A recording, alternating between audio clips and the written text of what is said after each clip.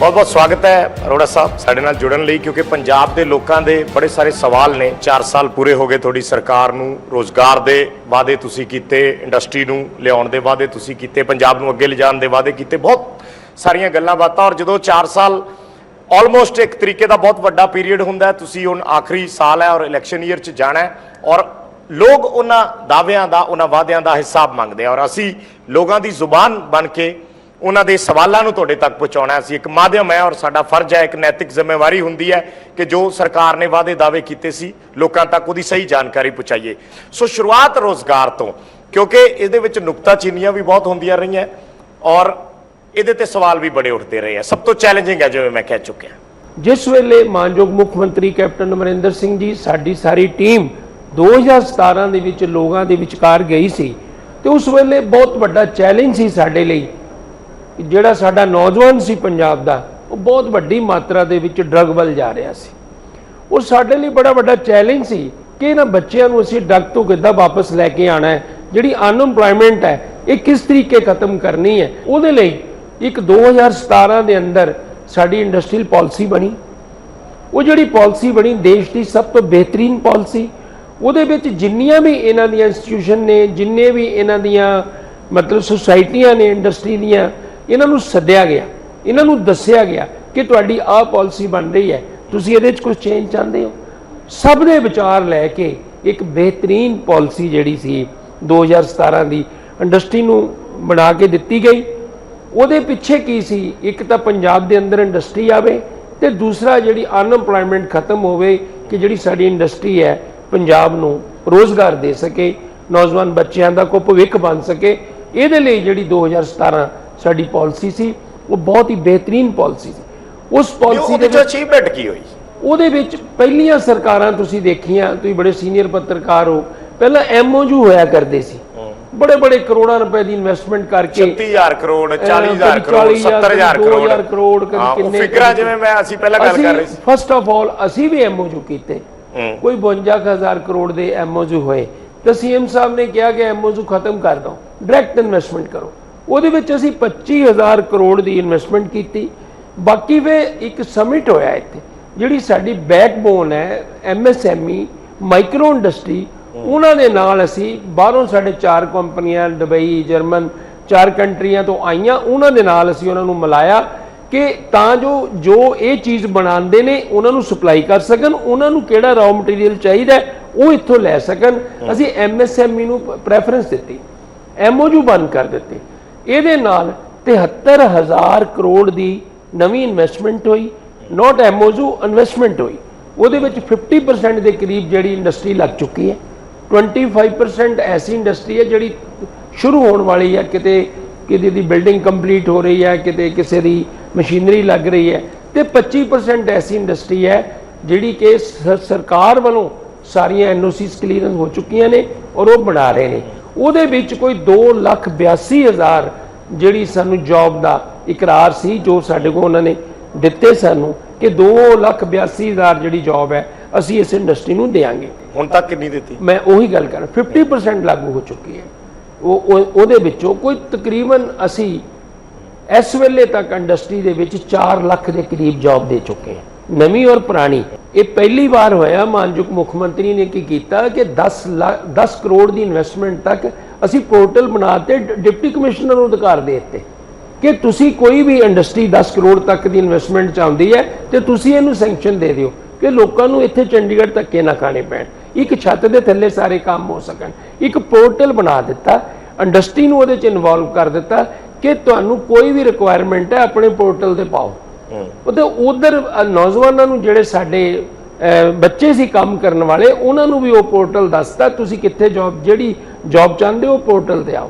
वो अपने आप जिहड़ी जॉब सी जिहड़ी ये कह रहे ने गल्लां वो इंडस्ट्री को जानी शुरू हो गई इन्वेस्ट पंजाब के थ्रू, साडे डिपार्टमेंट के थ्रू। हुण 20 कंट्री ने पूरे इंडिया के 20 स्टेटां का सर्वे होया, नंबर 1 पंजाब का इन्वेस्ट पंजाब 100% नंबर दिते और सेंट्रल गवर्नमेंट ने 1 नंबर ते इन्वेस्ट प्रमोशन जिहड़ा साडा पंजाब का उहनूं ऐलानिया। अगर उहदी अच्छी वर्किंग है, साडा जिहड़ा टीचा है जॉब का जिहड़ी असीं प्रॉमिस कीता घर घर रोज़गार का, मैनूं उम्मीद है कि उहदे विच असीं ਜਿਹੜੇ ਸੈਲਫ ਜਿਹੜੀ ਜੌਬ ਹੋਈ, ਜਿਹੜੇ ਅਸੀਂ ਲੋਨ ਦਿੱਤੇ ਨੇ, ਕੋਈ ਦੁਕਾਨ ਕਰਨਾ ਕੰਮ ਚਾਹੁੰਦਾ ਅਸੀਂ ਇੰਡਸਟਰੀ ਡਿਪਾਰਟਮੈਂਟ ਚੋਂ ਦਿੱਤੇ ਨੇ, ਉਹਨੂੰ ਤੁਸੀਂ ਉਹਦੇ ਚ ਰੋਜ਼ਗਾਰ ਚ ਉਹਦੇ ਚ ਐਡ ਕਰ ਦਿਓ। ਉਹ ਮੈਂ ਨੌਕਰੀਆਂ ਤੁਹਾਨੂੰ ਉਹ ਦੱਸ ਦਿੱਤੀਆਂ ਜਿਹੜੀਆਂ ਸਾਡੀ ਇੰਡਸਟਰੀ ਦੀਆਂ। 9 ਤੋਂ 10 ਲੱਖ ਐਸੀ ਜੌਬ ਹੈ ਜਿਨ੍ਹਾਂ ਨੇ ਸਰਕਾਰ ਕੋਲੋਂ ਪੈਸੇ ਲੈ ਕੇ ਆਪਣੇ ਕੰਮ ਸ਼ੁਰੂ ਕੀਤੇ ਨੇ। ਮੈਂ ਜਿਹੜੀ ਰੋਜ਼ਗਾਰ ਜਿਸ ਨੂੰ ਜਿਹੜੀ ਬੇਰੋਜ਼ਗਾਰੀ ਸੀ, ਜਿਹੜੀ ਸਕੀਮਾਂ ਸੀ ਗਵਰਨਮੈਂਟ ਦੀਆਂ, ਉਹਦੇ ਚੋਂ ਗਈਆਂ ਨੇ। ਕੋਈ 62,000 ਦੇ ਕਰੀਬ ਸਰਕਾਰੀ ਨੌਕਰੀਆਂ ਨਾਲ 4 ਸਾਲਾਂ 'ਚ ਗਈਆਂ ਨੇ। ਹੁਣ 1 ਲੱਖ ਨੌਕਰੀ ਜਿਹੜੀ ਨਵੀਂ ਹੈ ਉਹ ਸੀਐਮ ਸਾਹਿਬ ਨੇ ਅਨਾਉਂਸ ਕੀਤੀ ਹੈ। ਡੇਲੀ ਇਸ਼ਤਿਹਾਰ ਲੱਗ ਰਹੇ ਨੇ, ਹਰ ਡਿਪਾਰਟਮੈਂਟ ਦੇ ਲੱਗ ਰਹੇ ਨੇ। ਔਰ ਮੈਂ ਉਮੀਦ ਕਰਦਾ ਕਿ ਜਦ ਸਾਡੀ ਇਹ ਪੂਰੀ ਇੰਡਸਟਰੀ ਜਿਹੜੀ ਕਿ ਮੈਨੂੰ ਉਮੀਦ ਹੈ ਕਿ ਇਸ ਸਾਲ 'ਚ ਪੂਰੀ ਹੋ ਜਾਏਗੀ, ਮਤਲਬ ਜਿਹੜੇ ਫਾਈਨਲ ਸਟੇਜ ਤੇ ਨੇ, ਕਾਫੀ ਲੋਕਾਂ ਨੂੰ ਜਿਹੜਾ ਉਹਦੇ 'ਚ ਰੋਜ਼ਗਾਰ ਮਿਲੇਗਾ। ਪਰ ਤੁਸੀਂ ਸਰ ਜਿੰਨਾ ਦਾਵਾ ਕਰ ਰਹੇ ਹੋ ਉਸ ਤੋਂ ਕਈ ਗੁਣਾ ਰੋਜ਼ ਜਾ ਕੇ ਮੁੰਡੇ ਜੇ 에ਅਰਪੋਰਟ ਤੇ ਜਾ ਕੇ ਦੇਖ ਲਓ ਤਾਂ ਉੱਥੇ ਬੈਗ ਲੈ ਕੇ ਖੜੇ ਹੁੰਦੇ ਆ। ਤੁਹਾਡੇ ਇਲਾਕੇ ਦੇ ਖਾਸ ਤੁਹਾਡੇ ਇਲਾਕੇ ਦੇ ਸਭ ਤੋਂ ਦੁਆਬੇ ਦੇ ਮੈਂ ਹੈ। ਦੱਸਦਾ ਫਿਰ ਉਹਨੂੰ ਤੁਸੀਂ ਕਿਵੇਂ ਜਸਟੀਫਾਈ ਉਹਦਾ ਕਰੋ? ਕਾਰਨ ਕੀ ਹੈ? ਸਾਡਾ ਐਨਆਰਆਈ ਹੈ ਸਾਰਾ ਦੁਆਬਾ, ਇਹਨਾਂ ਦਾ ਕਿਤੇ ਦਾ ਬ੍ਰਦਰ ਬਾਹਰ ਹੈ, ਕਿਸੇ ਦਾ ਕੋਈ ਬਾਹਰ ਹੈ, ਇਹਨਾਂ ਦੇ ਜਿਹੜੀਆਂ ਮਤਲਬ ਫੈਮਿਲੀ ਤਕਰੀਬਨ ਬਾਹਰ ਹੈ। ਇਹਨਾਂ ਦੀ ਕੋਸ਼ਿਸ਼ ਹੁੰਦੀ ਹੈ ਕਿ ਆਪਾਂ ਬਾਹਰ ਜਾਈਏ, ਇਹਨਾਂ ਦੀ ਕੋਸ਼ਿਸ਼ ਹੈ। ਪਰ ਜੇ ਕਿਸੇ ਨੂੰ ਸਰ ਰੋਜ਼ਗਾਰ ਇੱਥੇ ਅੱਛਾ ਮਿਲੇਗਾ, ਜੇ ਇੱਥੇ ਅੱਛਾ ਕਮਾਉਂਦਾ ਹੈ ਤੇ ਬਾਹਰ ਵੀ ਕਿਹੜਾ ਕੋਈ ਦਰਖਤਾਂ ਨਾਲ ਲੱਗੇ ਵੀ ਆਪਾਂ ਉੱਥੋਂ ਲਾ ਲੈਂਦੇ ਨੇ, ਤਾਂ ਉੱਥੇ ਵੀ ਕਰਨੀ ਪੈਂਦੀ। ਜਿਹੜਾ ਇੱਕ ਫੈਮਿਲੀ ਦੇ ਅੰਦਰ ਸ਼ੌਂਕ ਹੈ, ਜਿਹੜਾ ਇੱਕ ਫੈਮਿਲੀ ਦੇ ਅੰਦਰ ਚਾਹ, ਉਹਨੂੰ ਕੌਣ ਰੋਕ ਸਕਦਾ? 2017 ਦੇ ਇਲੈਕਸ਼ਨਸ ਦੇ ਵਿੱਚ ਬੜਾ ਰੌਲਾ ਸੀ ਉਸ ਸਮੇਂ ਨਾ। ਕਾਂਗਰਸ ਵੀ ਲਗਾਤਾਰ ਮੁੱਦਾ ਚੁੱਕਦੀ ਸੀ ਕਿ ਦੇਖੋ ਪੰਜਾਬ ਤੋਂ ਕਰੀਬ 20 ਲੱਖ ਇੰਡਸਟਰੀ ਚਲੀ ਗਈ, ਪਲਾਇਨ ਕਰ ਗਈ ਪਿਛਲੇ 10 ਸਾਲ 'ਚ। ਫਿਰ 3-4 ਸ਼ਹਿਰਾਂ ਦਾ ਜ਼ਿਕਰ ਹੁੰਦਾ, ਮੰਡੀ ਗੋਬਿੰਦਗੜ੍ਹ, ਲੁਧਿਆਣਾ, ਜਲੰਧਰ ਦੀ ਸਪੋਰਟਸ ਇੰਡਸਟਰੀ ਤੁਸੀਂ ਰਿਵਾਈਵ ਕਰਨ 'ਚ ਕਾਮਯਾਬ ਹੋਏ ਹੋ? ਤੁਹਾਨੂੰ ਲੱਗਦਾ ਕਿ ਮੰਡੀ ਗੋਬਿੰਦਗੜ੍ਹ ਦੀਆਂ ਚਿਮਨੀਆਂ ਉਸ ਤਰੀਕੇ ਨਾਲ ਹੋ ਗਈਆਂ ਅੱਜ ਵੀ ਧੂਆਂ ਮੈਂ ਛੱਡਦੀਆਂ? ਕਿਹਾ ਜੀ ਬਿਲਕੁਲ ਇਸ ਵੇਲੇ ਹਰ ਚਿਮਨੀ 'ਚ ਧੂਆਂ ਨਿਕਲ ਰਿਹਾ। ਤੁਸੀਂ ਮੰਡੀ ਗੋਬਿੰਦਗੜ੍ਹ ਦੇਖ ਸਕਦੇ ਹੋ। 9 ਇੰਡਸਟਰੀ ਮੈਂ ਖੁਦ ਵਾਪਸ ਲੈ ਕੇ ਆਇਆ, ਜਿਹੜੀਆਂ ਇੰਡਸਟਰੀਆਂ ਇੱਥੋਂ ਸ਼ਿਫਟ ਹੋ ਗਈਆਂ ਸੀ। ਔਰ 31 ਹਾਂ ਉਹ 9 ਇੰਡਸਟਰੀ ਵਾਪਸ ਆਈਆਂ ਜੀ। ਬਾਈ ਨੇਮ ਤੁਹਾਨੂੰ ਦੱਸ ਸਕਦਾ। ਉਸ ਤੋਂ ਇਲਾਵਾ 31 ਇੰਡਸਟਰੀ ਮੰਡੀ ਗੋਬਿੰਦਗੜ੍ਹ ਦੀ ਐਸੀ ਹੈ ਜਿਨ੍ਹਾਂ ਨੇ ਆਪਣਾ ਲੋਡ ਵਧਾਇਆ। ਇਹ ਅੰਕੜੇ ਤਾਂ ਤੁਹਾਨੂੰ ਪਾਵਰ ਡਿਪਾਰਟਮੈਂਟ ਤੋਂ ਮਿਲ ਸਕਦੇ ਨੇ ਕਿ ਕਿੰਨਾ ਕਿਸੇ ਦਾ ਲੋਡ ਸੀ, ਕਿੰਨਾ ਲੋਡ ਹੋ ਗਿਆ। ਉਹਦੇ ਨਾਲ ਜਿਹੜੀ ਅੱਜ ਮੰਡੀ ਗੋਬਿੰਦਗੜ੍ਹ ਦੀ ਇੰਡਸਟਰੀ ਹੈ ਇਸ ਟਾਈਮ ਦੁਬਾਰਾ ਉਸ ਬੂਮ 'ਚ ਆ ਗਈ ਹੈ ਜਿੱਦਾਂ ਉਹ ਜਾਣੀ ਜਾਂਦੀ ਸੀ। ਨਹੀਂ, ਮੈਂ ਸਰ ਕੰਪੇਅਰ ਕਰਨਾ ਚਾਹੁੰਦਾ ਹੈ ਕਿ ਬੱਦੀ 'ਚ ਜਿਸ ਤਰੀਕੇ ਨਾਲ ਫਾਰਮਾਸਿਊਟੀਕਲ ਨੂੰ ਲੈ ਕੇ ਇੱਕ ਵੱਡੀ ਇੰਡਸਟਰੀ ਖੜੀ ਕਰ ਦਿੱਤੀ ਹਿਮਾਚਲ ਗਵਰਨਮੈਂਟ ਨੇ, ਜੋ ਵੀ ਉੱਥੇ ਦਿੱਤਾ ਉਹਨਾਂ ਨੂੰ ਫੈਸਿਲਿਟੀਜ਼, ਕਿ ਪੰਜਾਬ ਉਸ ਦਿਸ਼ਾ ਦੇ ਵੱਲ ਕੋਈ ਐਸੇ ਸੈਕਟਰ ਨੂੰ ਲੈ ਕੇ ਵੱਧ ਸਕਿਆ? ਅਸੀਂ ਲੁਧਿਆਣਾ ਦਾ ਅੱਜ ਜ਼ਿਕਰ ਕਰਦੇ ਹਾਂ, ਹੌਜ਼ਰੀ, ਆਪਾਂ ਕਿੰਨੀ ਟਾਈਮ ਤੋਂ ਹੌਜ਼ਰੀ ਦਾ ਜ਼ਿਕਰ ਕਰਦੇ ਆ ਰਹੇ ਹਾਂ। ਜਲੰਧਰ ਦਾ ਆਪਾਂ ਜ਼ਿਕਰ ਕਰਦੇ ਹਾਂ, ਸਪੋਰਟਸ ਦਾ ਵੀ ਉੱਥੇ ਕੰਮ ਉਸ ਤਰੀਕੇ ਨਾਲ ਪਹਿਲਾਂ ਦੀ ਤਰ੍ਹਾਂ ਨਹੀਂ ਹੈ। ਮੰਡੀ ਨੂੰ ਅਸੀਂ ਸਟੀਲ ਇੰਡਸਟਰੀ ਕਹਿੰਦੇ ਹਾਂ। ਪਹਿਲਾਂ ਮੈਂ ਤੁਹਾਨੂੰ ਜੋ ਤੁਹਾਡਾ ਕੁਐਸਚਨ ਹੈ ਫਾਰਮਾਸਿਊਟੀਕਲ ਤੇ ਕਹਿਣਾ ਹੈ। 135 ਏਕੜ ਲੈਂਡ ਅਸੀਂ ਵਜ਼ੀਰਾਬਾਦ ਫਤਿਹਗੜ੍ਹ ਸਾਹਿਬ ਦੇ ਨਾਲ ਲਈ ਹੈ, ਜਿਹੜੀ ਕਿ ਸਾਡੇ ਮੰਡੀ ਗੋਬਿੰਦਗੜ੍ਹ ਦੇ ਫੋਕਲ ਪੁਆਇੰਟ ਦੇ ਬਿਲਕੁਲ ਐਡਜੋਇਨਿੰਗ ਹੈ। ਉੱਥੇ ਅਸੀਂ ਫਾਰਮਾਸਿਊਟੀਕਲ ਪਾਰਕ ਬਣਾ ਰਹੇ ਹਾਂ। 3 ਕੰਪਨੀਆਂ ਸਾਡੇ ਕੋਲ ਆ ਗਈਆਂ। ਤਕਰੀਬਨ ਉਹ ਫਾਰਮਾਸਿਊਟੀਕਲ ਦੀਆਂ ਵੱਡੀਆਂ ਕੰਪਨੀਆਂ ਨੇ ਜਿਹੜੀਆਂ ਆ ਚੁੱਕੀਆਂ ਨੇ ਔਰ ਬਹੁਤ ਜਲਦ ਉਹਦਾ ਇੱਕ ਵਾਰੀ ਪੇਪਰ ਸਟੇਟ ਬੋਲ ਦਿੰਦੀ ਹੈ ਨਾ ਕਿ 3 ਸਾਲ ਦੇ ਲਈ ਟੈਕਸ ਦੇ ਵਿੱਚ ਰਿਬੇਟ ਐਸੀਆਂ ਕੁਝ ਰਿਬੇਟਸ ਹੋ ਜਾਂਦੀਆਂ ਨੇ, ਤਾਂ ਕਰਕੇ ਇੰਡਸਟਰੀ ਉੱਥੇ ਜ਼ਿਆਦਾ ਚਲੀ ਜਾਂਦੀ ਹੈ। ਕਿ ਪੰਜਾਬ ਗਵਰਨਮੈਂਟ ਕੋਈ ਬਾਹਰੋਂ ਇੰਡਸਟਰੀ ਨਵੀਂ ਆ ਰਹੀ ਹੈ, ਉਹਦੇ ਲਈ ਕੀ ਹੈ? ਮੈਂ ਤੁਹਾਨੂੰ ਉਹੀ ਦੱਸ ਰਿਹਾ ਕਿ 3 ਵੱਡੀਆਂ ਫਾਰਮਾਸਿਊਟੀਕਲ, ਇੱਕ ਅਹਿਮਦਾਬਾਦ, 2 ਦਿੱਲੀ ਤੋਂ ਆ ਰਹੀਆਂ ਨੇ ਜੀ। ਇਹ ਫਤਿਹਗੜ੍ਹ ਸਾਹਿਬ 'ਚ ਲੱਗਣਗੀਆਂ, ਉਹ ਐਸੇ ਸਾਲ 'ਚ ਲੱਗਣਗੀਆਂ। ਬਿਲਕੁਲ ਉਹਨਾਂ ਦੀ ਤਿਆਰੀ ਆ। ਸੀਐਮ ਸਾਹਿਬ ਨਾਲ ਉਹਨਾਂ ਦੀਆਂ ਮੀਟਿੰਗਸ ਹੋ ਚੁੱਕੀਆਂ ਨੇ ਵਜ਼ੀਰਾਬਾਦ ਵਿੱਚ ਫਾਰਮਾਸਿਊਟੀਕਲ ਪਾਰਕ ਦੀਆਂ। ਦੂਜਾ ਕੁਐਸਚਨ ਆਇਆ ਤੁਹਾਡਾ ਲੁਧਿਆਣੇ ਦਾ ਟੈਕਸਟਾਈਲੀਅਨਸ। ਟੈਕਸਟਾਈਲ ਕੋਵਿਡ ਆਇਆ, ਸਾਰੀ ਇੰਡਸਟਰੀ ਬੰਦ ਹੋਣ ਲੱਗੀ ਸੀ। 252 ਮੇਰੇ ਕੋਲ ਇੰਡਸਟਰੀ ਜਿਹੜੀ ਮੇਨ ਰਜਿਸਟਰਡ ਹੈ। 232 ਨੂੰ ਅਸੀਂ ਇਜਾਜ਼ਤ ਦੇ ਦਿੱਤੀ ਚਲਾਉਣ ਦੀ ਕਿ ਤੁਸੀਂ ਹੈਲਥ ਡਿਪਾਰਟਮੈਂਟ ਦੇ ਕੋਵਿਡ ਦੇ ਜਿਹੜੇ ਪ੍ਰੋਟੋਕੋਲ ਨੇ ਉਹਨੂੰ ਫਾਲੋ ਕਰਕੇ ਤੁਸੀਂ ਇੰਡਸਟਰੀ ਚਾਲੂ ਕਰ ਸਕਦੇ ਹੋ। ਸਾਡੀ ਜਿੰਨੀ ਟੈਕਸਟਾਈਲ ਇੰਡਸਟਰੀ ਸੀ ਉਹਨੇ ਪੀਪੀ ਕਿੱਟ ਬਣਾਉਣੀ ਸ਼ੁਰੂ ਕਰ ਦਿੱਤੀ। 300 ਕਰੋੜ ਦੇ ਆਰਡਰ ਲੈ ਕੇ ਦਿੱਤੇ ਉਹਨਾਂ ਨੂੰ। ਪੀਪੀ ਕਿੱਟ ਬਣੀ ਲੁਧਿਆਣੇ ਅੰਦਰ, N95 ਮਾਸਕ ਬਣਿਆ। ਸਾਈਕਲ ਇੰਡਸਟਰੀ ਨੇ ਕਿੰਨੀ ਤਰੱਕੀ ਕੀਤੀ, ਟਰੈਕਟਰ ਇੰਡਸਟਰੀ ਨੇ ਕਿੰਨੀ ਗਰੋਥ ਕੀਤੀ। ਹਾਂ, ਨੁਕਸਾਨ ਸਾਨੂੰ ਹੋਏ, ਨੋ ਡਾਊਟ, ਕਿ ਜਦੋਂ ਟ੍ਰੇਨ ਨਹੀਂ ਸੀ ਚੱਲ ਰਹੀ, ਕੋਵਿਡ ਸੀ, ਵਰਲਡ ਵਾਈਡ ਹੋਇਆ, ਸਭ ਨੂੰ ਨੁਕਸਾਨ ਤਾਂ ਹੋਣੇ ਸੀ, ਉਹ ਤਾਂ ਸੁਭਾਵਿਕ ਨੇ। ਲੇਕਿਨ ਜਿਸ ਤਰ੍ਹਾਂ ਮਾਨਯੋਗ ਮੁੱਖ ਮੰਤਰੀ ਕੈਪਟਨ ਅਮਰਿੰਦਰ ਸਿੰਘ ਦੀ ਸੋਚ ਸੀ ਇੰਡਸਟਰੀ ਦੇ ਪ੍ਰਤੀ, ਜਿੱਦਾਂ ਸਾਨੂੰ ਫ੍ਰੀ ਹੈਂਡ ਕੀਤਾ ਗਿਆ ਸੀ, ਮੈਂ ਸਮਝਦਾ ਕਿ ਪੰਜਾਬ ਦੀ ਜਿਹੜੀ ਇੰਡਸਟਰੀ ਹੈ ਅਸੀਂ ਗਰੋਥ ਕੀਤਾ। ਸਭ ਤੋਂ ਵੱਡਾ ਇਲਜ਼ਾਮ, ਚਲੋ ਅਕਾਲੀ ਬੀਜੇਪੀ ਹੁਣ ਤੇ ਅਲੱਗ-ਅਲੱਗ ਹੋ ਗਏ। ਤੁਹਾਡੇ ਕੋਲੇ ਮਹਿਕਮਾ ਉਹ ਹੈ ਜਿਹੜਾ ਬੀਜੇਪੀ ਦੇ ਹਿੱਸੇ ਹੁੰਦਾ ਸੀ ਗੱਠਜੋੜ ਦੀ ਸਰਕਾਰ ਦੇ ਵਿੱਚ, ਅਕਾਲੀ ਭਾਜਪਾ ਦੀ। ਹਰ ਵਾਰ ਜਦੋਂ ਕਦੇ ਸੁਖਬੀਰ ਬਾਦਲ ਹੋਰਾਂ ਦੀ ਮੈਂ ਇੰਟਰਵਿਊ ਕੀਤੀ, ਉਹਨਾਂ ਨੇ ਸਪਸ਼ਟ ਤੌਰ ਤੇ ਇਹ ਗੱਲ ਕਹੀ ਕਿ ਅਸੀਂ ਬਾਹਰ ਜਾਂਦੇ ਸੀ, ਅਸੀਂ ਇੰਡਸਟਰੀਲਿਸਟ ਨੂੰ ਮਿਲਦੇ ਸੀ, ਹਰ ਸਾਲ ਇਨਵੈਸਟ ਪੰਜਾਬ ਕਰਾਉਂਦੇ ਸੀ। ਇਸ ਸਰਕਾਰ ਨੇ ਸਾਰਾ ਕੁਝ ਬੰਦ ਕਰਤਾ ਔਰ ਸਾਡੀਆਂ ਚਲਾਈਆਂ ਹੋਈਆਂ ਸਕੀਮਾਂ ਨੂੰ ਵੀ ਅੱਗੇ ਲਾਗੂ ਨਹੀਂ ਕਰ ਪਾਏ, ਬਹੁਤ ਸਕੀਮਾਂ ਬੰਦ ਕਰਤੀਆਂ। ਇਹ ਉਹਨਾਂ ਦੇ ਇਲਜ਼ਾਮ ਨੇ, ਕਲੀਅਰ ਕੱਟ ਅੱਜ ਫਾਈਨਾਂਸ ਦੀ ਗੱਲ ਹੈ ਜੀ ਕਿ ਨਜਾਇਜ਼ ਖਰਚੇ ਕਰੀਏ ਅਸੀਂ ਸਬਮਿਟ ਕੀਤਾ। ਅਸੀਂ ਜਿਹੜੀ ਸਾਡੀ ਬੈਕਬੋਨ ਹੈ ਮਾਈਕਰੋ ਐਮਐਸਐਮਈ ਇੰਡਸਟਰੀ, ਅਸੀਂ ਉਹਨੂੰ ਪ੍ਰਫੁੱਲਿਤ ਕੀਤਾ। ਜਿਹੜੀ ਸਾਡੀ ਬੈਕਬੋਨ ਹੈ, ਅਸੀਂ ਕਿਸੇ ਇੰਡਸਟਰੀਲਿਸਟ ਕੋਲੇ ਜਾਣ ਨੂੰ ਨੋ ਜਾਂ ਉਹਨੂੰ ਨਜਾਇਜ਼ ਖਰਚਾ ਮੰਨਦੇ ਨੋ ਇਦਾਂ ਨਹੀਂ ਮੈਂ ਕਹਿ ਰਿਹਾ ਨਜਾਇਜ਼ ਖਰਚਾ। ਮੈਂ ਇਹ ਕਹਿੰਦਾ ਵੀ ਵਿਦੇਸ਼ਾਂ 'ਚ ਜਾ ਕੇ ਮਿਲੀਏ ਕਰੀਏ, ਉਹਦੀ ਨਹੀਂ ਸਾਡੀ ਟੀਮ ਕੰਮ ਕਰ ਰਹੀ ਹੈ, ਤਾਂ ਹੀ ਉਹਨੂੰ 1 ਨੰਬਰ ਮਿਲਿਆ। ਪੂਰੇ ਦੇਸ਼ ਪੰਜਾਬ ਪੂਰੇ ਇੰਡੀਆ ਦੇ ਅੰਦਰ 20 ਸਟੇਟਾਂ ਦੇ ਸਰਵੇ ਹੋਏ, ਨੰਬਰ 1 ਪੰਜਾਬ ਇਨਵੈਸਟ ਪੰਜਾਬ ਨੂੰ ਮਿਲਿਆ। ਕਿਉਂ ਮਿਲਿਆ? ਕਿ ਉਹਨਾਂ ਦੀ ਵਰਕਿੰਗ ਹੈ। ਮੈਂ ਜਿਹੜੀ ਤੁਸੀਂ ਕਹਿੰਦੇ ਅਸੀਂ ਸਬਮਿਟ ਕਰਾਉਂਦੇ ਸੀ, ਅਸੀਂ ਐਮਓਯੂ ਬੰਦ ਕਰ ਦਿੱਤੇ। ਐਮਓਯੂ ਕਰਾਣੇ ਜਿੰਨੇ ਮਰਜ਼ੀ ਕਰਾ ਲਓ, ਇੰਪਲੀਮੈਂਟੇਸ਼ਨ ਹੋਣੀ ਚਾਹੀਦੀ ਹੈ, ਉਹ ਕੰਮ ਹੋਣਾ ਚਾਹੀਦਾ। ਬਾਕੀ ਪੰਜਾਬ ਦਾ ਇੰਡਸਟਰੀ ਆ ਰਹੀ ਹੈ, ਕਿਸੇ ਕਿਸਮ ਦੀ ਕੋਈ ਦਿੱਕਤ ਨਹੀਂ, ਕੋਈ ਪਰੇਸ਼ਾਨੀ ਨਹੀਂ। ਜੋ ਸਾਡੇ 2017 ਦੇ ਪ੍ਰੋਮਿਸ ਹੈਗੇ ਆ, ਅਸੀਂ ਉਹਨੂੰ ਬਿਲਕੁਲ ਇਨ ਬਿਨ ਪੂਰੇ ਕਰਾਂਗੇ। 5 ਰੁਪਏ ਯੂਨਿਟ ਬਿਜਲੀ ਵਾਲਾ ਸਵਾਲ ਬੜਾ ਇੰਪੋਰਟੈਂਟ ਹੈ, ਕਿਉਂਕਿ ਹਰ ਵਪਾਰੀ ਜਿਹੜਾ ਹੈ ਉਸ ਦੇ ਨਾਲ ਲੱਗਦੇ ਨੇ ਕਿ ਹੁਣ ਵੀ ਟੈਕਸ ਟੁਕਸ ਪਾ ਕੇ 7.75 ਰੁਪਏ ਪੈ ਜਾਂਦੀ ਹੈ, ਜਿਹੜੇ ਤੁਸੀਂ ਵਾਅਦਾ ਕੀਤਾ ਸੀ 5 ਰੁਪਏ ਵਾਲਾ। ਅਸੀਂ ਬਿਜਲੀ ਬਿਲਕੁਲ 5 ਰੁਪਏ ਯੂਨਿਟ ਦੇ ਰਹੇ ਹਾਂ। ਜਿਹੜੇ ਉੱਪਰ ਟੈਕਸਿਸ ਨੇ, ਜਿਹੜੀ 24 ਆਵਰ ਫੈਕਟਰੀ ਚੱਲ ਰਹੀ ਹੈ, ਉਹਨੂੰ 5 ਰੁਪਏ ਤੋਂ ਵੀ ਘੱਟ ਪੈ ਰਿਹਾ। ਜਿਹੜੀ ਇੰਡਸਟਰੀ 24 ਆਵਰ ਨਹੀਂ ਚੱਲ ਰਹੀ, ਕੋਈ 8 ਘੰਟੇ ਚੱਲ ਰਹੀ ਹੈ, ਕੋਈ 10 ਘੰਟੇ, ਉਹਨੂੰ ਟੈਕਸਿਸ ਪਾ ਕੇ ਥੋੜੀ ਬਹੁਤੀ ਮਹਿੰਗੀ ਪੈਂਦੀ ਹੈ। ਮੈਂ ਇਸ ਗੱਲ ਨੂੰ ਮੰਨਦਾ, ਲੇਕਿਨ ਮੋਸਟਲੀ ਜ਼ਿਆਦਾਤਰ ਬਿਜਲੀ ਜਿਹੜੀ ਵੱਡੇ ਯੂਨਿਟ ਨੇ ਉਹਨਾਂ ਨੂੰ 5 ਰੁਪਏ ਯੂਨਿਟ ਹੀ ਮਿਲ ਰਹੀ ਹੈ। ਤੁਸੀਂ ਲੁਧਿਆਣਾ ਦਾ ਜ਼ਿਕਰ ਕੀਤਾ, ਮੈਂ ਨਾਲ ਹੀ ਮੈਨੂੰ ਧਿਆਨ ਆ ਗਿਆ ਜਿਹੜਾ ਲਾਡੋਵਾਲ ਨੂੰ ਲੈ ਕੇ ਕਿੰਨੀ ਕੰਟਰੋਵਰਸੀ ਹੁੰਦੀ ਰਹੀ ਹੈ ਉੱਥੇ, ਉਹ ਜਗ੍ਹਾ ਉਹ ਸ਼ੁਰੂ ਹੀ ਨਹੀਂ ਹੋ ਪਾਇਆ।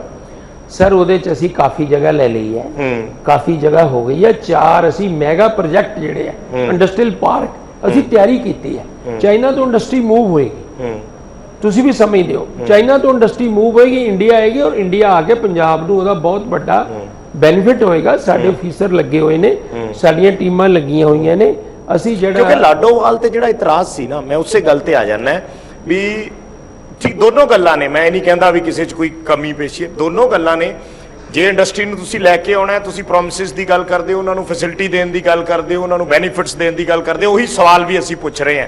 ਪਰ ਉਹਨਾਂ ਤੇ ਵੀ ਕਈ ਵਾਰ ਇਤਰਾਜ਼ ਖੜੇ ਹੋ ਜਾਂਦੇ ਆ ਵੀ ਤੁਸੀਂ 1 ਰੁਪਿਆ ਲੀਜ਼ ਤੇ ਕਿਸੇ ਨੂੰ 50 ਸਾਲ ਲਈ ਜ਼ਮੀਨ ਦੇਤੀ, ਸਰਕਾਰੀ ਜਗ੍ਹਾ ਕਿਸੇ ਨੂੰ 100 ਸਾਲ ਲਈ ਲੀਜ਼ ਕਰਤੀ। ਮੇਰੀ ਗੱਲ ਸੁਣੋ, ਤੁਸੀਂ ਇਹਨੂੰ ਠੀਕ ਸਮਝਦੇ ਹੋ? ਇਤਰਾਜ਼ ਕੋਈ ਆਪਾਂ ਕਿਸੇ ਨੂੰ ਨਹੀਂ ਦਿੱਤੀ। ਕੋਈ ਜਦੋਂ ਵੀ ਇੰਡਸਟਰੀ ਆਉਂਦੀ, ਹੁਣ ਆਪਾਂ ਸਾਈਕਲ ਵੈਲੀ ਲੁਧਿਆਣੇ ਬਣਾ ਰਹੇ ਹਾਂ, ਬਠਿੰਡਾ ਥਰਮਲ ਤੇ ਵੀ ਇਹੀ ਸਵਾਲ ਉੱਠੇ ਸੀ ਵੀ ਹੁਣ ਜੇ ਤੁਸੀਂ ਥਰਮਲ ਬੰਦ ਕਰ ਰਹੇ ਹੋ ਤਾਂ ਸੈਂਟਰ ਗਵਰਨਮੈਂਟ ਦੀ ਸਕੀਮ ਹੈ, ਉਹ ਸੈਂਟਰ ਗਵਰਨਮੈਂਟ ਦੀ ਸਕੀਮ ਹੈ, ਸਾਡੀ ਸਕੀਮ ਨਹੀਂ। ਠੀਕ ਹੈ, ਇਹ ਸੈਂਟਰ ਗਵਰਨਮਟ ਦੀ ਕੰਡੀਸ਼ਨ ਹੈ, ਮਤਲਬ ਤੁਹਾਨੂੰ ਦੇਣੀ ਹੀ ਪੈਣੀ ਸੀ। ਉਹ ਦੇਣੀ ਹੀ ਪੈਣੀ ਜੇ ਅਸੀਂ ਉੱਥੇ ਲਿਆਣੀ ਹੈ ਬਠਿੰਡੇ ਦੇ ਅੰਦਰ। ਅੱਜ ਵੀ ਉੱਥੇ ਸਵਾਲ ਇਹ ਉੱਠਦੇ ਆ ਵੀ ਤੁਸੀਂ ਚਲੋ ਲੀਜ਼ ਦੇਤੀ, 1 ਰੁਪਏ ਤੇ ਦੇਤੀ ਜਾਂ ਫ੍ਰੀ ਦੇਤੀ, ਕਿਸੇ ਨੂੰ ਵੀ ਦੇਤੀ। ਉਹ ਕਹਿੰਦੇ ਆ ਵੀ ਫਿਰ ਸਰਕਾਰ ਇਹ ਗਰੰਟੀ ਲਵੇ ਜਾਂ ਇਹ ਅਸ਼ੋਰ ਕਰੇ ਕਿ ਘੱਟੋ ਘੱਟ ਜਿਹੜੇ ਉੱਥੇ EMPLOYEES ਕੰਮ ਕਰਨਗੇ ਉਹਦੇ ਚ ਸਟੇਟ ਦੇ ਬੰਦਿਆਂ ਨੂੰ ਜ਼ਿਆਦਾ ਪ੍ਰੈਫਰੈਂਸ ਮਿਲੇ। ਸਰ ਮੈਂ ਤੁਹਾਨੂੰ ਇਹ ਗੱਲ ਕਹਿ ਰਿਹਾ, ਦੇਖੋ ਤੁਸੀਂ ਕਹਿੰਦੇ ਐਨੇ ਜਿਹੜੇ ਪਰਸੈਂਟ ਬੰਦੇ ਰੱਖੋਗੇ, ਸਾਡੀ ਤਾਂ ਕੋਸ਼ਿਸ਼ ਹੁੰਦੀ ਕਿ 100% ਹੀ ਪੰਜਾਬੀ ਹੋਵੇ। ਚਲੋ ਪੋਸੀਬਲ ਨਹੀਂ ਹੁੰਦਾ, ਉਹ ਤੇ ਹਰ ਕਿਸੇ ਨੂੰ ਵੀ ਮੈਂ ਤੁਹਾਨੂੰ ਦੱਸਦਾ, ਹਿਮਾਚਲ ਨੇ ਸਕੀਮ ਸ਼ੁਰੂ ਕੀਤੀ ਸੀ ਇਸ ਤੋਂ ਪਹਿਲਾਂ, ਉਹ ਵੀ ਫੇਲ ਹੋ ਗਈ। ਹਿਮਾਚਲ ਨੇ ਕੀਤੀ ਸੀ, ਹੁਣ ਉਹਨਾਂ ਨੇ ਕਰ ਦਿੱਤਾ, ਅਗਰ ਤੁਹਾਨੂੰ ਬੰਦਾ ਨਹੀਂ ਮਿਲਦਾ ਤੇ ਤੁਸੀਂ EMPLOYMENT ਐਕਸਚੇਂਜ ਤੇ ਜਾਓ, ਅਗਰ ਉੱਥੋਂ ਕੋਈ ਬੰਦਾ ਆ ਜਾਂਦਾ ਠੀਕ ਹੈ, ਨਹੀਂ ਤਾਂ ਮਹੀਨੇ ਬਾਅਦ ਆਪਣੀ ਮਰਜ਼ੀ ਨਾਲ। ਚਲੋ ਉਹਦੇ ਚ ਇੱਕ ਟੈਕਨੀਕਲ ਚੀਜ਼ ਇਹ ਵੀ ਹੈ ਵੀ ਤੁਸੀਂ ਬਾਰਡ ਹੋ ਜਾਂਦੇ ਹੋ, ਜੇ ਤੁਹਾਨੂੰ ਐਕਸਪਰਟ ਚਾਹੀਦੇ ਆ, ਜੇ ਤੁਹਾਡੀ ਸਟੇਟ ਚ ਹੈ ਨਹੀਂ ਤਾਂ ਫਿਰ ਤੁਹਾਡਾ ਦਾਇਰਾ ਸੀਮਿਤ ਹੋ ਜਾਊਗਾ। ਹਰਿਆਣਾ ਦੇ ਫੈਸਲੇ ਤੇ ਵੀ ਸਵਾਲ ਇਹੀ ਉੱਠੇ। ਤੁਸੀਂ ਯਾਦ ਕਰੋ ਇਸ ਚੀਜ਼ ਨੂੰ, ਜਿਹੜਾ ਸਾਡਾ ਪੰਜਾਬ ਸੀ ਕਿੱਡਾ ਬੜਾ ਸੀ, ਇਹ 3 ਭਾਗਾਂ ਦਾ ਪਹਿਲਾਂ ਵੰਡਿਆ ਗਿਆ, ਹੁਣ ਅਸੀਂ ਫਿਰ ਵੰਡੀਆਂ ਪਾਵਾਂਗੇ। ਇਹ ਚੀਜ਼ ਠੀਕ ਨਹੀਂ। ਤੁਸੀਂ ਹਰਿਆਣਾ ਸਰਕਾਰ ਦੇ ਫੈਸਲੇ ਨਾਲ ਡਿਸਐਗਰੀ ਕਰਦੇ ਹੋ? 75% ਜਿਹੜਾ ਉਹਨਾਂ ਨੇ ਕਿਹਾ ਐਵੇਂ ਪੋਲੀਟੀਕਲ ਸਟੰਟ ਹੈ ਇਹਦਾ ਮਤਲਬ। ਓਨੇਡਾ ਜੀ ਮੈਂ ਤੁਹਾਨੂੰ ਗੱਲ ਕੀਤੀ ਹੈ, ਜੋ ਵੀ ਹੈ ਉੱਥੇ ਸਾਡੇ ਪੰਜਾਬੀ ਇੰਨੇ ਕੰਮ ਕਰ ਰਹੇ ਨੇ, ਉਹ ਕੰਮ ਨਹੀਂ ਕਰਨਗੇ। ਇਹ ਤਾਂ ਐਵੇਂ ਗੱਲਾਂ ਨੇ। ਆਪਾਂ ਇੱਕ ਥੋੜਾ ਜਿਹਾ ਅੱਗੇ ਵਧੀਏ। ਇਨਵੈਸਟਮੈਂਟ ਦਾ ਤੁਸੀਂ ਜ਼ਿਕਰ ਕਰ ਰਹੇ ਸੀ, ਮੈਂ ਥੋੜਾ ਜਿਹਾ ਕਿਸਾਨਾਂ ਵਾਲੇ ਪਾਸੇ ਜਾਊਂਗਾ। ਐਜ਼ ਅ ਇੰਡਸਟਰੀ ਤੁਹਾਡੇ ਕੋਲ ਹੈਗੀ ਹੈ ਮਿਨਿਸਟਰ, ਕਿ ਜਿਹੜੇ ਐਜੀਟੇਸ਼ਨਸ ਹੋਈਆਂ ਨੇ, ਵੱਡੀਆਂ ਐਜੀਟੇਸ਼ਨਸ, ਉਹ ਚਾਹੇ ਹਰਿਆਣਾ 'ਚ ਜਾਟ ਅੰਦੋਲਨ ਹੋਵੇ ਜਾਂ ਪੰਜਾਬ 'ਚ ਕਿਸਾਨ ਅੰਦੋਲਨ ਹੈ, ਟ੍ਰੇਨਾਂ ਰੁਕੀਆਂ, ਇੰਡਸਟਰੀ ਇਨਵੈਸਟਮੈਂਟ ਆਉਣ ਦੇ ਉੱਤੇ ਕਿਵੇਂ ਇੰਪੈਕਟ ਦੇਖਦੇ ਹੋ? ਕਿਉਂਕਿ ਬਹੁਤ ਸਾਰੇ ਇਸ ਸਮੇਂ ਐਕਸਪਰਟਸ ਕਹਿੰਦੇ ਨੇ ਕਿ ਜਿਹੜੇ ਐਜੀਟੇਸ਼ਨਸ ਵੱਡੇ ਪੱਧਰ ਉੱਤੇ ਹੋਏ ਨੇ ਪਿਛਲੇ ਸਮੇਂ 'ਚ, ਇਸ ਦੇ ਨਾਲ ਇੰਡਸਟਰੀ ਇਨਵੈਸਟਮੈਂਟ ਆਉਣ ਦੇ ਉੱਤੇ ਪ੍ਰੋਬਲਮ ਹੋ ਸਕਦੀ ਹੈ, ਕਿਉਂਕਿ ਵੱਡਾ ਵਾਲੇ time 'ਚ ਇੰਡਸਟਰੀਅਲਿਸਟ ਇੱਥੇ ਪੰਜਾਬ ਨੂੰ ਆਉਣ ਨੁਕਸਾਨ ਲੱਗੇ ਹੋ 10 ਵਾਰ ਸਕਦਾ ਹੈ। ਸੋਚੇਗਾ। ਕਿਸੇ ਜਗ੍ਹਾ ਵੀ ਐਜੀਟੇਸ਼ਨ ਹੋਵੇ ਇਹਦਾ ਫਰਕ ਤਾਂ ਪੈਂਦਾ ਹੈ। ਮੈਂ ਇਹ ਗੱਲ, ਲੇਕਿਨ ਅੱਜ ਦੇਖੋ ਛੋਟਾ ਜਿਹਾ ਰਾਏਕੋਟ ਹੈ, ਛੋਟਾ ਜਿਹਾ ਕਿੰਨਾ ਕੁ ਵੱਡਾ ਰਾਏਕੋਟ ਹੈ। ਸਾਡੇ ਕੋਲ ਉੱਥੇ ਇਨਵੈਸਟਮੈਂਟ ਆਈ ਅਜੇ 4 ਦਿਨ ਪਹਿਲਾਂ, ਆਪਾਂ ਉੱਥੇ ਸ਼ੁਰੂ ਕਰਾਇਆ। ਛੋਟੇ ਛੋਟੇ ਸ਼ਹਿਰਾਂ 'ਚ ਇਨਵੈਸਟਮੈਂਟ ਆ ਰਹੀ ਹੈ। ਮਤਲਬ ਤੁਹਾਨੂੰ ਲੱਗਦਾ ਕਿ ਇੰਪੈਕਟ ਹੋ ਸਕਦਾ ਹੈ ਜਾਂ ਹੋਏਗਾ? ਦੇਖੋ ਪੰਜਾਬ Agitations ਦਾ। ਨਾਲੋਂ ਬਿਹਤਰ ਮਾਹੌਲ ਕਿਤੇ ਨਹੀਂ ਹੈ। ਮੈਂ ਤੁਹਾਨੂੰ ਸਿੱਧਾ ਸਵਾਲ ਪੁੱਛਦਾ, ਮਲਟੀ ਨੈਸ਼ਨਲਸ ਜਿਹੜੀਆਂ ਕੰਪਨੀ ਨੇ, ਸਿੱਧਾ ਜੇ ਮੈਂ ਕਿਸਾਨ ਅੰਦੋਲਨ ਦੇ ਨਾਲ ਹੀ ਜੋੜ ਲਾਂ ਤਾਂ ਸਭ ਤੋਂ ਵੱਡਾ ਵਿਰੋਧ ਜਿਹੜਾ ਹੈ ਕਾਰਪੋਰੇਟਸ ਦਾ ਜਾਂ ਮਲਟੀਨੈਸ਼ਨਲ ਦਾ ਹੋ ਰਿਹਾ ਹੈ। ਤੁਸੀਂ ਨਿੱਜੀ ਤੌਰ ਤੇ ਸਮਝਦੇ ਹੋ ਵੀ ਵਿਦਆਊਟ ਕਾਰਪੋਰੇਟਸ ਤੁਸੀਂ ਸਰਵਾਈਵ ਕਰ ਸਕਦੇ ਹੋ ਕਦੇ, ਦੇਖੋ ਜਾਂ ਆਪਾਂ ਆਪਣੀ ਲਾਈਫ ਚੋਂ ਕਾਰਪੋਰੇਟਸ ਨੂੰ ਕੱਢ ਸਕਦੇ ਸੁਣੋ ਹਾਂ? ਮੇਰੀ ਗੱਲ, ਇਹ ਜਿਹੜੀ ਕਿਸਾਨਾਂ ਦਾ ਮੁੱਦਾ ਹੈ ਨਾ, ਇਹਨਾਂ ਦੀ ਕੋਈ ਕਿਸਾਨਾਂ ਨੇ ਕੋਈ ਗਲਤ ਮੰਗ ਨਹੀਂ ਕੀਤੀ। ਨਹੀਂ, ਮੈਂ ਇਕੱਲੇ ਕਿਸਾਨਾਂ ਨਾਲ ਜੋੜ ਹੀ ਨਹੀਂ ਰਿਹਾ। ਮੈਂ ਉੱਥੇ ਆ ਰਿਹਾ ਤੁਹਾਡੇ ਕੋਲ ਹੀ। ਮੈਂ ਇਕੱਲੇ ਕਿਸਾਨਾਂ ਨਾਲ ਜੋੜ ਹੀ ਨਹੀਂ ਰਿਹਾ, ਮੈਂ ਇੱਕ ਸਿੰਪਲ ਪਰਸੈਪਸ਼ਨ ਦੀ ਗੱਲ ਕਰਦਾ ਹਾਂ। ਤੁਸੀਂ ਫੋਰ ਐਗਜ਼ਾਮਪਲ ਆਪਾਂ ਮੰਨ ਲਈਏ ਕਿ ਅਸੀਂ ਕਿਸਾਨ ਹੈ ਨਹੀਂ, ਵੈਸੇ ਨਾਰਮਲ ਜਿਹੜੇ ਲੋਕ ਕਿਸਾਨ ਨਹੀਂ, ਜਿਨ੍ਹਾਂ ਕੋਲੇ ਜ਼ਮੀਨ ਨਹੀਂ, ਕੀ ਵਿਦਆਊਟ ਕਾਰਪੋਰੇਟਸ ਸਰਵਾਈਵਲ ਹੈ? ਕਿੰਨੇ ਘਰਾਣਿਆਂ ਦੀ ਹੋ ਰਹੀ ਵਿਰੋਧ? 2 ਜਾਂ 3? ਬਾਕੀ ਇੰਡੀਆ 'ਚ ਕਾਰਪੋਰੇਟ ਨਹੀਂ। ਸਾਡੇ ਸੋਨਾਲੀਕਾ ਯੂਨਿਟ ਹੈ, ਹਜ਼ਾਰਾਂ ਬੰਦਿਆਂ ਨੂੰ ਜੌਬ ਦਿੱਤਾ ਉਹਨਾਂ ਨੇ, ਹਜ਼ਾਰਾਂ ਉਹਨਾਂ ਦੇ ਕੰਮ ਚੱਲ ਰਹੇ ਨੇ। ਉਹਨਾਂ ਦਾ ਵਿਰੋਧ ਕਿਉਂ ਨਹੀਂ ਹੋ ਰਿਹਾ? ਹੋਰ ਕਿੰਨੇ ਪੰਜਾਬ ਦੀ ਇੰਡਸਟਰੀ ਵਾਲੇ ਨੇ, ਉਹਨਾਂ ਦਾ ਵਿਰੋਧ ਕਿਉਂ ਨਹੀਂ ਹੋ ਰਿਹਾ? ਤਾਂ ਤੁਸੀਂ ਸਮਝਦੇ ਹੋ ਵੀ ਕਾਰਪੋਰੇਟਸ ਹੋਣੇ ਚਾਹੀਦੇ ਆ, ਕਾਰਪੋਰੇਟ ਹੋਣੇ multinational ਚਾਹੀਦੇ ਆ, companies ਹੋਣੀਆਂ ਲੇਕਿਨ ਚਾਹੀਦੀਆਂ। ਕਾਰਪੋਰੇਟ ਇਹ ਜੋ ਇਹਨਾਂ ਦੀ ਸੋਚ ਆ ਬੀਜੇਪੀ ਦੀ, ਉਹ ਤਰੀਕੇ ਨਹੀਂ ਹੋਣਾ ਚਾਹੀਦਾ। ਮੈਂ ਹੁਣ ਉਸੇ ਗੱਲ ਤੇ ਫੇਰ ਆ ਰਿਹਾ, ਜਿਹੜਾ ਕਿਸਾਨਾਂ ਨੂੰ ਖਦਸ਼ਾ ਸੀ ਕਿ ਜਦੋਂ ਅੰਦੋਲਨ ਸ਼ੁਰੂ ਹੋਇਆ ਓਨਲੀ ਉਹ MSP ਮੰਗਦੇ ਸੀ ਰਿਟਰਨ 'ਚ, ਹੋਰ ਤਾਂ ਕੁਝ ਨਹੀਂ ਸੀ ਮੰਗਦੇ। ਲੰਬਾ ਹੁੰਦਾ ਗਿਆ MSP ਦੇਣ 'ਚ ਵੀ ਰਾਜ਼ੀ ਹੋ ਗਏ। ਉਹਨੂੰ ਕੰਮ ਨੂੰ ਖਰਾਬ ਕੀਤਾ। ਕਿਉਂ ਕੀਤਾ? ਅੱਜ ਸਾਡੀਆਂ ਭੈਣਾਂ, ਬੱਚੀਆਂ, ਮਾਵਾਂ ਸਾਡੀਆਂ ਉੱਥੇ ਬਾਰਡਰ ਤੇ ਜਾ ਕੇ ਬੈਠੀਆਂ ਨੇ। ਇਹਦਾ ਕੀ ਉਦੇਸ਼ ਸੀ? ਕੇਂਦਰ ਜਿਹੜੀ ਗੱਲ ਕਹਿ ਰਹੀ ਆ ਉਹ ਸਭ ਦੇ ਸਾਹਮਣੇ ਹੈ, ਪ੍ਰੋਟੈਸਟ ਹੋ ਰਹੇ ਆ, ਕਿਸਾਨ ਅੜੇ ਹੋਏ ਆ ਵੀ ਸਾਨੂੰ ਜਿਹੜੀਆਂ ਫਸਲਾਂ, ਸਟੇਟਾਂ ਕੀ ਅਸ਼ੋਰ ਨਹੀਂ ਕਰ ਸਕਦੀਆਂ ਕਿ ਜਿਹੜੀਆਂ 15, 20, 22 ਫਸਲਾਂ ਨੇ ਉਹਦੇ ਚੋਂ ਤੁਸੀਂ ਵੀ ਕਣਕ ਝੋਨੇ ਦੀ ਗੱਲ ਹੁੰਦੀ ਹੈ, ਬਾਕੀ ਫਸਲਾਂ ਦੀ ਤਾਂ ਸਟੇਟ ਵੀ ਗੱਲ ਨਹੀਂ ਕਰਦੀ ਕੋਈ।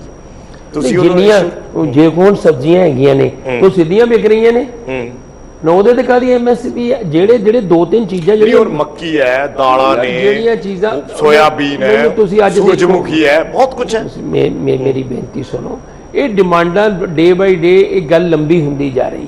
ਅਗਰ ਇਹਨੂੰ ਮੌਕੇ ਤੇ ਸਾਂਭ ਲਿਆ ਜਾਂਦਾ ਤੇ ਇਹ ਚੀਜ਼ ਨਾ ਹੁੰਦੀ। ਕਿਉਂਕਿ ਤੁਸੀਂ MSP ਦਾ ਜ਼ਿਕਰ ਕੀਤਾ ਸੀ ਨਾ, ਸਬਜ਼ੀਆਂ ਵਿਕਦੀਆਂ ਨੇ। ਦੇਖੋ, ਇੱਕ ਤਾਂ ਸੁਖਬੀਰ ਬਾਦਲ ਨੇ ਜ਼ਿਕਰ ਕਰਤਾ ਕਿ ਜੇ ਸਾਡੀ ਸਰਕਾਰ ਬਣੀ ਤਾਂ ਅਸੀਂ ਸਬਜ਼ੀਆਂ ਤੇ MSP ਦੇਵਾਂਗੇ ਤੁਹਾਨੂੰ। ਪੁਆਇੰਟ ਨੰਬਰ 2, ਸਾਰੀਆਂ ਚੀਜ਼ਾਂ ਤੇ ਸਬਜ਼ੀਆਂ, ਬਾਕੀ ਫਸਲਾਂ ਦੇ ਮੈਂ ਤੁਹਾਨੂੰ ਇੱਥੇ ਹੀ ਟੋਕਣਾ ਚਾਹੁੰਦਾ, ਜਿਹੜੀ 10 ਸਾਲ ਉਹਨਾਂ ਦੀ ਸਰਕਾਰ ਰਹੀ ਉਦੋਂ ਭੁੱਲ ਗਏ ਸੀ ਸਬਜ਼ੀਆਂ। ਠੀਕ ਹੈ ਨਾ ਸਰ, ਇਲੈਕਸ਼ਨ ਕੈਂਪੇਨ ਹੈ, ਸਾਰੇ ਵਾਅਦੇ ਕਰਨਗੇ। ਅੱਜ ਕਹਿੰਦੇ ਮੈਂ ਬਿਜਲੀ ਦੇ ਬਿੱਲ ਅੱਧੇ ਕਰ ਦਾਂਗਾ। ਹਾਂ, ਬਿਲਕੁਲ ਕਹਿ ਰਹੇ ਹਾਂ। ਕੇਜਰੀਵਾਲ, ਅੱਛਾ ਪਹਿਲਾਂ ਕਿੱਥੇ ਗਏ ਸੀ? ਲੋਕਾਂ ਨੇ ਉਹਨਾਂ ਨੂੰ ਕਿਉਂ ਬਦਲਿਆ? ਅਗਰ ਚਲੋ ਤੁਸੀਂ ਗੱਲ ਛੇੜ ਲਈ, ਬੜੀ ਇੰਟਰਸਟ ਡਿਪੈਂਡ ਹੈ ਨਾ ਸਰ, ਪਲੀਜ਼। ਇੱਕ ਤੁਸੀਂ ਗੱਲ ਛੇੜ ਲਈ ਬਿਜਲੀ ਦੇ ਬਿੱਲ ਵਾਲੀ, ਮੈਨੂੰ ਫਿਰ ਸੁਖਬੀਰ ਬਾਦਲ ਦੇ ਬਿਆਨ ਨੂੰ ਹੀ ਮੈਂ ਕੋਟ ਕਰੂੰਗਾ। ਉਹ ਕਹਿੰਦੇ ਵੀ ਅਸੀਂ ਤਾਂ ਕਿਹਾ ਵੀ ਕੁੰਡੀਆਂ ਲਾਓ, ਜਿੰਨੀਆਂ ਮਰਜ਼ੀ ਬਿੱਲ ਭਰੋ ਹੀ ਨਾ, ਸਾਡੇ ਤਾਂ ਕਿਸੇ ਦੇ SDO ਨਹੀਂ ਜਾਂਦਾ ਸੀ, ਕਿਸੇ ਨੂੰ ਰੇਡ ਨਹੀਂ ਪਊਗੀ, ਕਿਸੇ ਨੂੰ ਜੁਰਮਾਨਾ ਨਹੀਂ ਪਊਗਾ। ਇਹਨਾਂ ਬਿਆਨਾਂ ਨੂੰ ਕਿਸ ਲਿਹਾਜ਼ ਨਾਲ ਦੇਖਦੇ ਹੋ ਤੁਸੀਂ? ਇਹਨੂੰ ਸੰਵਿਧਾਨਕ ਗਿਣਦੇ ਹੋ? ਮੈਂ ਤੁਹਾਨੂੰ ਪੁੱਛ ਰਿਹਾ। ਮੈਂ ਤੁਹਾਨੂੰ ਦੱਸ ਰਿਹਾ, ਮੈਂ ਕੀ ਸਮਝਦਾ ਉਹ ਤਾਂ ਮੈਨੂੰ ਪਤਾ ਹੈ। ਮੈਨੂੰ ਦੱਸੋ, ਮੈਂ ਤੁਹਾਨੂੰ ਪੁੱਛ ਰਿਹਾ। ਆਮ ਇੱਕ ਜ਼ਿੰਮੇਵਾਰ ਮੈਂ ਤਾਂ ਕੀ ਸਮਝਦਾ ਮੈਨੂੰ ਪਤਾ ਹੈ। ਉੱਥੇ ਜਾ ਕੇ ਮੈਂ ਜੋ ਮਰਜ਼ੀ ਕਹਿਦਾ। ਅੱਜ ਮੈਂ ਇਸ ਤੁਹਾਡੀ ਚੇਅਰ ਤੇ ਬੈਠਾ, ਕੀ ਇਹ ਚੀਜ਼ਾਂ ਸੰਵਿਧਾਨਿਕ ਮਤਲਬ ਤੁਸੀਂ ਸਪਸ਼ਟ ਕਹਿੰਦੇ ਹੋ ਵੀ ਇਹ ਗੈਰ ਸੰਵਿਧਾਨਿਕ ਬਿਆਨ ਨੇ ਔਰ ਇਹੋ ਜਿਹਾ ਕਿਸੇ ਨੂੰ ਨਹੀਂ ਦੇਣਾ ਚਾਹੀਦਾ? ਇਹ ਜਿਹੜੇ ਨਹੀਂ ਦੇਖੋ, ਮੈਂ ਇਹ ਕਹਿ ਰਿਹਾ ਗੈਰ ਸੰਵਿਧਾਨਿਕ ਬਿਆਨ, ਐਦਾਂ ਦੀ ਜ਼ਿੰਮੇਵਾਰੀ ਪੋਸਟ ਤੇ ਰਹਿੰਦੇ ਹੋਏ, ਮੈਂਬਰ ਪਾਰਲੀਮੈਂਟ ਰਹਿੰਦੇ ਹੋਏ, ਇਹੋ ਜਿਹੇ ਬਿਆਨ ਜਿਹੜੇ ਆਪਾਂ ਕਰ ਨਹੀਂ ਸਕਦੇ ਉਹ ਦੇਣੇ ਨੇ। ਫਿਰ ਆਪਾਂ ਜੇਈ ਰੱਖੇ ਕਿਉਂ? ਆਪਾਂ SDO ਰੱਖੇ ਕਿਉਂ ਜੇ ਕੁੰਡੀਆਂ ਨਹੀਂ ਫੜਨੀਆਂ ਤਾਂ? ਕਰ ਅੱਛਾ, ਇੱਕ ਸਵਾਲ ਮੇਰਾ ਇੰਡਸਟਰੀ ਨਾਲ ਰਿਲੇਟਡ, ਕੋਵਿਡ ਨਾਲ ਰਿਲੇਟਡ ਹੈ। ਸਾਲ ਉਸ ਚੀਜ਼ ਨੂੰ ਨਿਕਲ ਗਿਆ, ਪਤਾ ਹੀ ਨਹੀਂ ਚੱਲਿਆ। ਕੋਈ ਫਿਗਰ ਤੁਹਾਡੇ ਕੋਲ ਹੈ ਕਿ ਕਿੰਨਾ ਕੁ ਨੁਕਸਾਨ ਪੰਜਾਬ ਦਾ ਇਸ ਕੋਵਿਡ ਦੇ ਟਾਈਮ 'ਚ ਇੰਡਸਟਰੀ ਦਾ ਹੋਇਆ? ਕਿੰਨਾ ਕੁ ਤੁਸੀਂ ਉਸ ਤੋਂ ਬਾਅਦ ਰਿਵਾਈਵ? ਨੁਕਸਾਨ ਤਾਂ ਬਹੁਤ ਹੋਇਆ, ਇਹਦੀ ਗਿਣਤੀ ਨਹੀਂ ਕੀਤੀ ਜਾ ਸਕਦੀ ਕਿੰਨਾ ਨੁਕਸਾਨ। ਲੇਕਿਨ ਜੋ ਹੁਣ ਇੰਡਸਟਰੀ ਨਵੀਂ, ਪਰਮਾਤਮਾ ਕਰੇ, ਵਾਹਿਗੁਰੂ ਕਰੇ ਕਿ ਇਸ ਕੋਵਿਡ ਜਿਹੜਾ ਆਇਆ ਸਟੇਜ ਚੋਂ ਆਪਾਂ ਨਿਕਲ ਜਾਈਏ ਤਾਂ ਬਿਲਕੁਲ ਇੰਡਸਟਰੀ, ਤੁਹਾਨੂੰ ਪਤਾ ਲੱਗੇਗਾ ਕਿ ਪੰਜਾਬ ਦੀ ਇੰਡਸਟਰੀ ਕਿੰਨੀ ਗੇਨ ਕਰ ਰਹੀ ਹੈ ਔਰ ਕਿੱਥੇ ਡਬਲ ਮਾਰ ਪਈ। ਤੁਹਾਨੂੰ ਲੱਗਦਾ ਕਿ ਇੱਕ ਪਾਸੇ ਕੋਵਿਡ ਤੇ ਦੂਜੇ ਪਾਸੇ ਐਜੀਟੇਸ਼ਨ? ਸਾਰਿਆਂ ਤੋਂ ਪਹਿਲਾਂ ਆਪਣੇ ਆਪ ਨੂੰ ਬਚਾਉਣਾ, ਆਪਣਾ ਲੋਕਾਂ ਨੂੰ ਬਚਾਉਣਾ, ਉਸ ਪ੍ਰੋਟੋਕੋਲ ਨੂੰ ਫਾਲੋ ਕਰਕੇ, ਕੋਵਿਡ ਦੇ ਪ੍ਰੋਟੋਕੋਲ ਨੂੰ ਫਾਲੋ ਕਰਕੇ ਇੰਡਸਟਰੀ ਵੀ ਚੱਲੇਗੀ। ਸਰ ਪਹਿਲਾਂ ਲੋਕਾਂ ਨੇ ਫੋਲੋ ਵੀ ਕੀਤੇ ਆ ਪੂਰਾ ਬਹੁਤ, ਪਰ ਹੁਣ ਲੋਕਾਂ ਦਾ ਸਬਰ ਜਵਾਬ ਦੇ ਚੁੱਕਿਆ ਇੰਡਸਟਰੀ ਦੀ। ਮੈਂ ਬਾਕੀ ਤੁਸੀਂ ਆਪਾਂ ਬਾਅਦ ਚ ਗੱਲ ਕਰਾਂਗੇ। ਇੰਡਸਟਰੀ ਦੀ ਹੁਣ ਜਿਵੇਂ ਤੁਸੀਂ ਸਖਤੀ ਕਰਤੀ, ਕਈ ਜ਼ਿਲ੍ਹਿਆਂ ਦੇ ਵਿੱਚ 9 ਵਜੇ ਤੋਂ ਨਾਈਟ ਕਰਫਿਊ ਹੋ ਗਿਆ। ਫਿਰ ਵਪਾਰੀਆਂ ਦੇ ਮਨ 'ਚ ਡਰ ਨੇ ਕਿ ਕਿਤੇ ਦੁਬਾਰਾ ਲਾਕਡਾਊਨ ਤਾਂ ਨਹੀਂ ਲੱਗ ਜਾਏਗਾ, ਸਾਡੀ ਮਸਾਂ ਜਿਹੜੀ ਦੁਬਾਰੇ ਸ਼ੁਰੂ ਹੋਈ ਹੈ ਫਿਰ ਤਾਂ ਨਹੀਂ ਖੜ ਜਾਏਗੀ।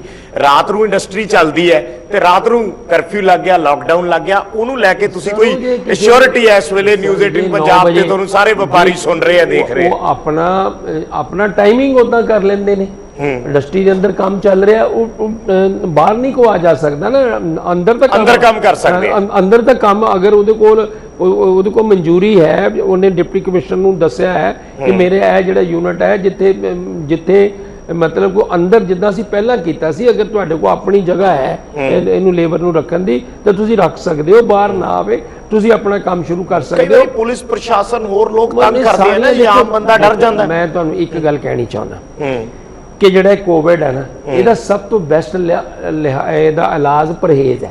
ਇਹਦਾ ਇਲਾਜ ਇਹ ਹੀ ਹੈ ਵੀ ਅਸੀਂ ਬਚਣਾ ਕਿੱਦਾਂ, ਪ੍ਰੋਟੋਕੋਲ ਨੂੰ ਫਾਲੋ ਕਰੀਏ।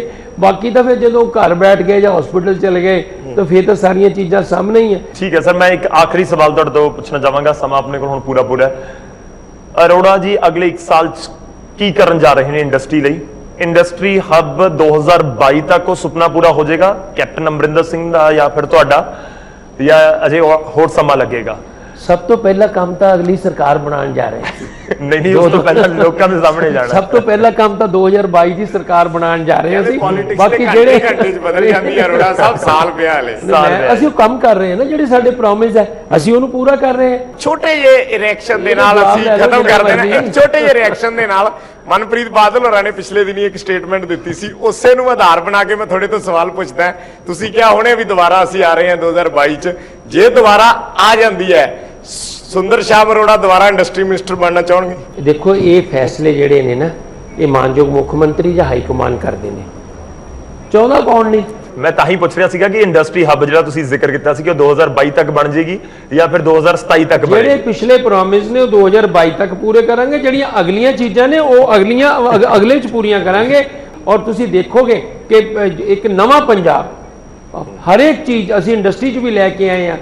ਉਹ ਕਹਿੰਦੇ ਨਾ ਮੇਕ ਇਨ ਇੰਡੀਆ, ਅਸੀਂ ਮੇਕ ਇਨ ਪੰਜਾਬ, ਕਾਫੀ ਚੀਜ਼ਾਂ। ਚਲੋ ਨਵਾਂ ਨਾਰਾ ਦਿੱਤਾ ਤੁਸੀਂ, ਮੇਕ ਇਨ ਪੰਜਾਬ ਦਾ। ਸ਼ੁਕਰੀਆ ਸਰ, ਬਹੁਤ ਬਹੁਤ ਧੰਨਵਾਦ ਸਾਡੇ ਨਾਲ ਜੁੜਨ ਦੇ ਲਈ, ਇਸ ਪੂਰੀ ਗੱਲਬਾਤ। ਧੰਨਵਾਦ ਸਰ।